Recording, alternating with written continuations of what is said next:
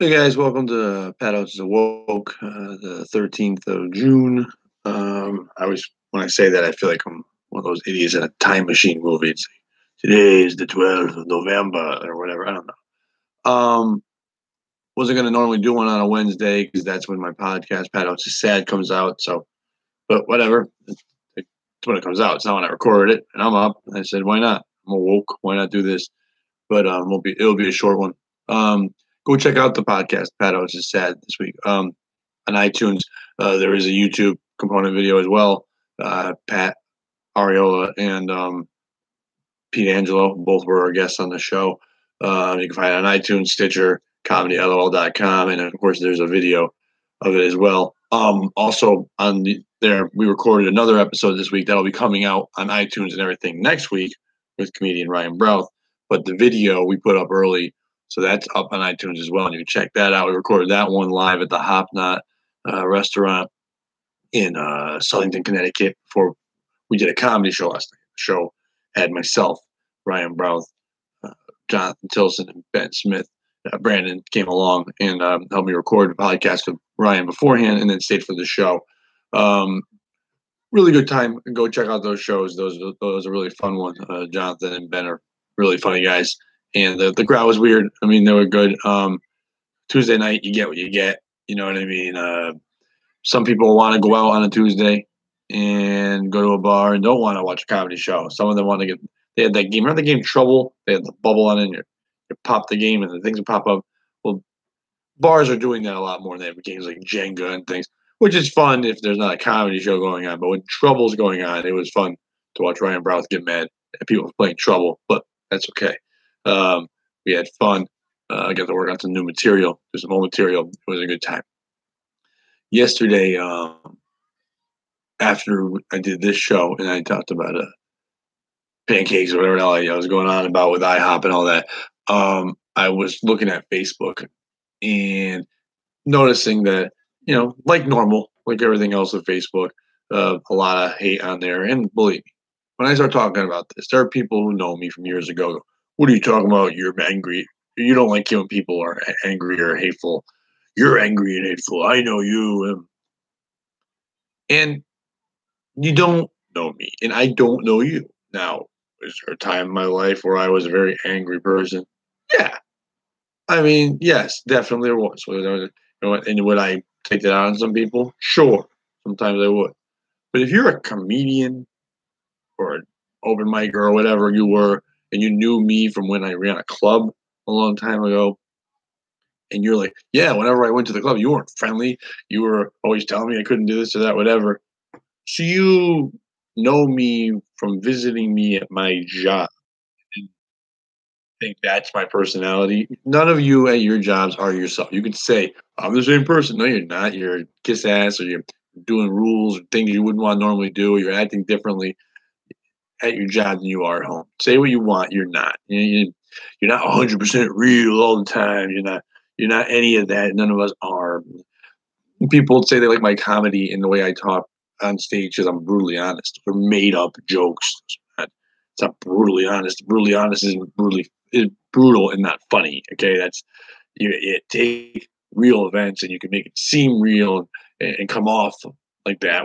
I ramble, so I do that on stage because that is who I am. So the delivery comes off, but I'm repeating the same thing over and over. So once I've done it more than once, is it really real anymore? No, no, it's not.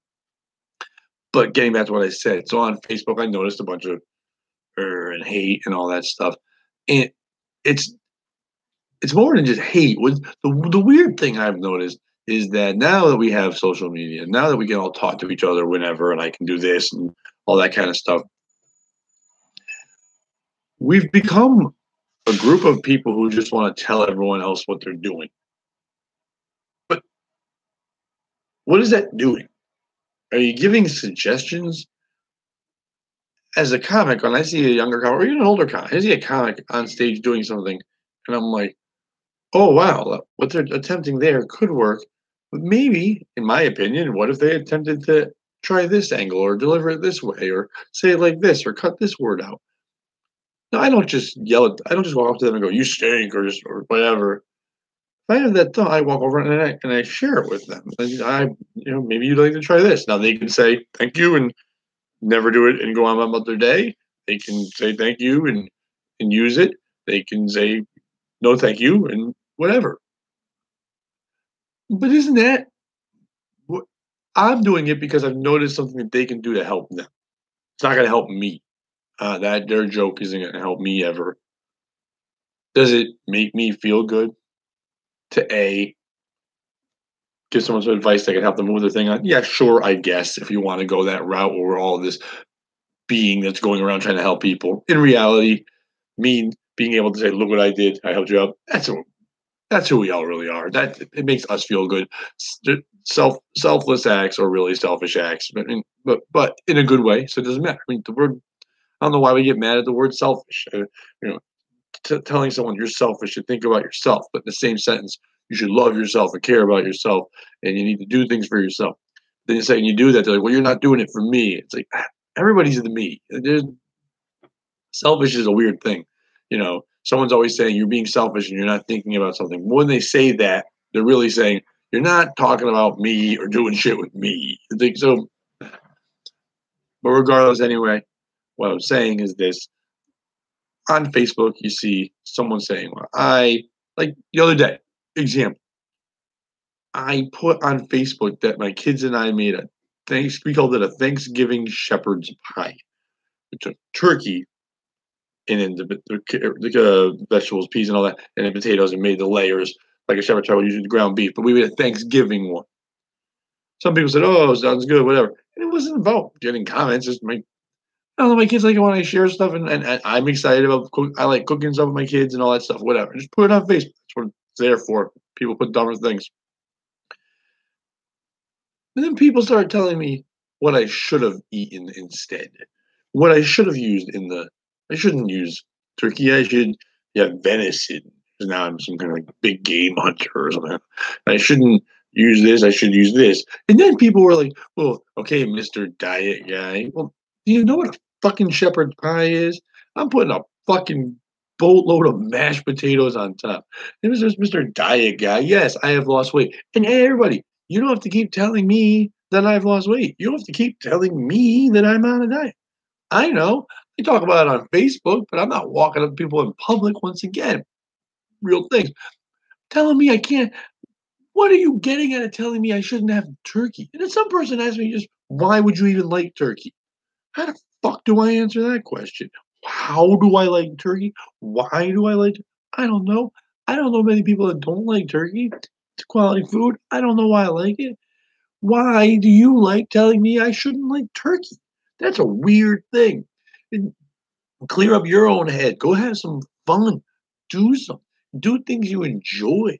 R- Right. I'm going to suggest that to the goddamn world. I'm telling you. Even if you say, "Well, I hate writing. I hate reading." I never liked writing. My whole life, I told myself I didn't like writing. Then I started writing those little things for Last App a couple of years ago, which was a wonderful thing that evolved into something that's really helped me out. But in the beginning, it was just supposed to be like a one and done, or maybe a couple times I was going to write like a comedy diary about a comic who's an unknown comic or unpopular comic, like people have called me. But that was supposed to be it. But then I started when everything I was writing was coming from me being at shows and mics and noticing things. So I started almost writing it in a comedy advice type thing. And now it became a thing where now for over 2 years, every week I've come up with something new and fresh in writing, something that people seem to enjoy and take on. But more importantly, I enjoy it because writing it is therapeutic. It helps my creative mind. It gets me in a flow of doing things normally. Now I've been doing some more writing projects on my own. Even sometimes I'll just write things that are in my mind that I can't express through here or on stage or just want to write. It just really does. It makes you smarter. I'm telling you, it does. It sounds dumb, but it does. And we don't do it. We just type. We, you're not going to get smarter from putting a picture of an eggplant up or putting a face, whatever you're putting up. That's not going to help this. Write things. Speak to people. Give opinions, give advice, but don't sideline parent. Don't go off the side and look at somebody and tell them You're doing that wrong. Unless you got some fucking backup. Don't do this. Don't do that in life.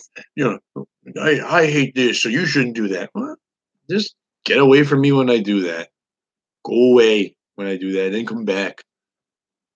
It can go from the highest thing to the lowest thing. When people are like, "Yeah, well, I don't think anyone should ever have an abortion. No babies are to be killed." Okay, and then your suggestion should be that when you're done having that baby, give me the baby and I'll keep it because they don't want the baby. Well, that's insane, Pat. Well, then shut up. I don't think anyone should eat red meat ever. You're killing animals. Yeah, and then you don't eat the red meat and let them eat the red meat. You're both gonna die someday.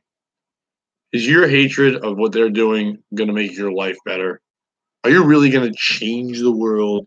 No, no one's changed it. Remember when dinosaurs were around? No, you don't. But they were, and they probably stomped around going, "Nothing's gonna beat us." Well, they're dead. Now we sometimes visit their bones. Sometimes people are gonna visit our bones. That's it. That's what your life is. Sometimes people are gonna visit your bones.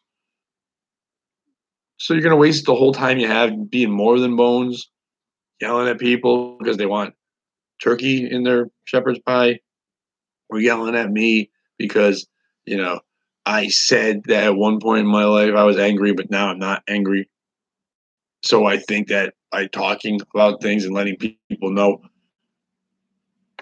opinions of ways I do things, express myself better by putting it on Facebook, but being more positive, and everyone's like, but you used to be so mad and angry, and now you're gonna look at you changing, yeah, evolving, if you will, but also just not angry. I've changed a lot of things in my life. I don't drink. I've lost 60 pounds or 55 pounds, whatever it is. I'm more open to situations and opportunities and advice and criticisms.